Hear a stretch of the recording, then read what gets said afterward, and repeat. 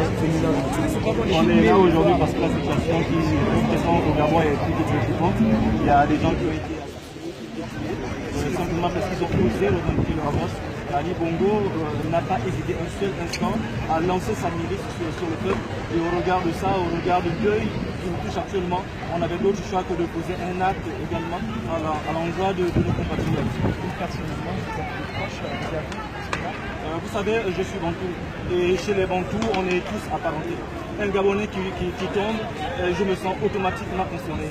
Et en plus, on est une population d'à peine 1 million d'habitants. Vous comprenez qu'une seule personne, deux personnes qui tombent, familialement, on est forcément touché. personnellement, est-ce que vous avez des contacts? J'ai un ami et là, j'espère que les autorités françaises m'entendent. J'espère que les gens qui enlèvent ces gens-là au Gabon m'entendent. Je connais par exemple une amie, Maléka, qui a été enlevé et jusqu'à présent, on n'a aucune nouvelle de lui. Il a simplement manifesté pacifiquement. Et aujourd'hui, j'ai aucune nouvelle. Je demande donc à toute personne capable de nous donner des informations sur Marceau Malékou de nous contacter via Facebook par exemple. Là, pour les prochains jours, vous devez comment les prochains jours sont plutôt préoccupantes et ça dépendra effectivement du comportement de la communauté internationale. Aujourd'hui, on a canardé des gens et les Gabonais sont en état de siège. Les Gabonais, évidemment, peuple digne, refusent de se laisser écraser ainsi. Par conséquent, la lutte va se poursuivre. Étant donné qu'on combat à main nue, et le monstre Ali Bongo va forcément déchaîner sa machine à tuer. Et on espère toutefois que les organismes internationaux, on espère que la France, en l'occurrence, va prendre ses engagements, va prendre ses stratégies pour nous venir en aide.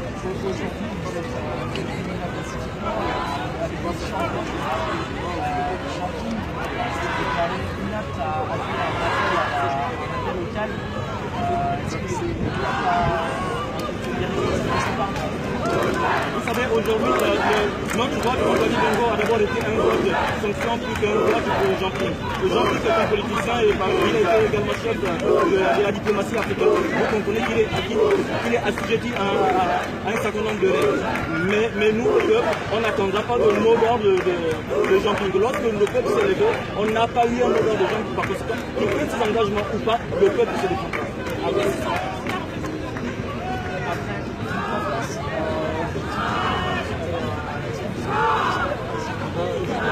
La France, on se sent abandonné, on se sent impuissant et on espère vraiment être entendu.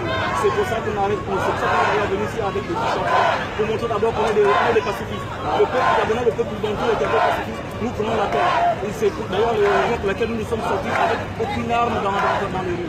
Et face à un peuple désarmé, Ali Bongo n'a pas hésité à tirer. Et là, nous rivons le regard vers la France. Nous rivons le regard vers François Hollande en espérant que ce pays, le droit de l'homme, qui a toujours défendu les valeurs humaines, nous vienne en aide. Oui, nous lançons un appel à François Hollande et à toute la communauté internationale. L'Union européenne a envoyé des observateurs qui ont constaté qu'effectivement, le vote s'est déroulé de sorte que Ali Bongo ait les moyens de falsifier les résultats. Donc l'Union européenne et la France particulièrement ont vous tend un appel. Nous sommes désarmés. On a besoin de vous. Voici un peuple qui a besoin de vous. Il fut un temps où la France a été assiégée. Je me souviens du général de Gaulle qui a lancé un appel et les pays africains, entre autres le Gabon, nous sommes venus en aide. Aujourd'hui, le peuple gabonais tend la main au peuple français. Nous avons besoin de vous. Nous n'avons aucune arme. Nous avons besoin de vous. Le but, c'est malheureusement, nous ne pouvons pas attendre que les bulletins de vote soient recomptabilisés. Pourquoi? Parce que le pouvoir, Ali Bongo a envoyé sa milice au QG de Jean-Pierre. Il savait pertinemment, en fait, l'une des principales raisons, selon nos informations, serait de récupérer les procès-verbaux. Par conséquent, les chances que l'équipe de Jean-Pierre soit encore en possession de tous les procès-verbaux sont faites. Nous savons que nous connaissons la que nous avons posée. Ça a été un vote de sanction. Nous savons que nous avons voté. Nous n'attendons pas le recomptage des voix. Ce n'est pas possible. Nous voulons la liberté de manière pacifiste, telle que nous l'avons entamée. Nous avons marché bras nus. Nous n'avions comme arme que notre seul cœur écrit d'amour pour notre pays.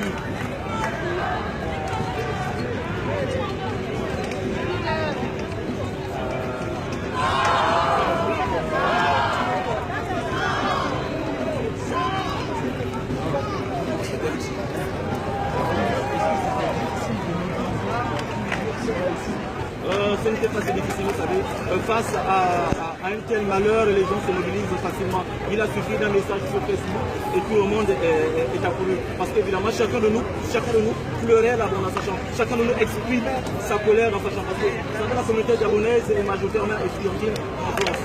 Donc un seul mot sur une page Facebook a suffi pour ramener tout ce monde. Ça bouge dans ce sens. Combien de fois on est touché, combien de fois on tiendra debout et combien de fois on tient à honorer nos morts et on tient également à soutenir nos vivants. Nous allons continuer, nous allons entamer un certain nombre d'actions. Nous allons essayer, nous allons faire tout ce qu'il faut pour rencontrer François Hollande déjà.